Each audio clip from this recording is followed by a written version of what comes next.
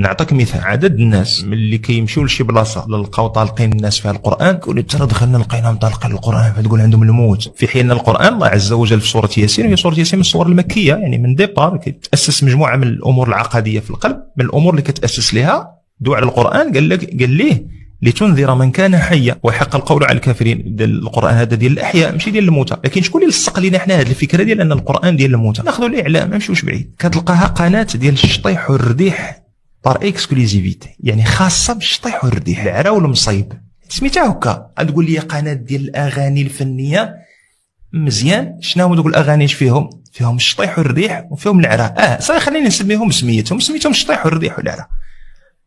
ملي كيموت كيكون تابعين لشي دوله معينه، ملي كيموت الحاكم ديال ديك الدوله، اش تيديروا؟ 3 ايام ديال الحداد، اش كيطلقوا نعم سيدي؟ كيطلقوا القران. ففي اذهان الناس ما تقدرش تقول للناس شي حاجه اخرى من غير ان القران هذا راه كيتقرا على الموتى. ثم ملي كنبغيو نديروا عراسيه ونديروا شي حفل ولا شي لعيبه، كنجيبوا ليه الشطيح والرديح.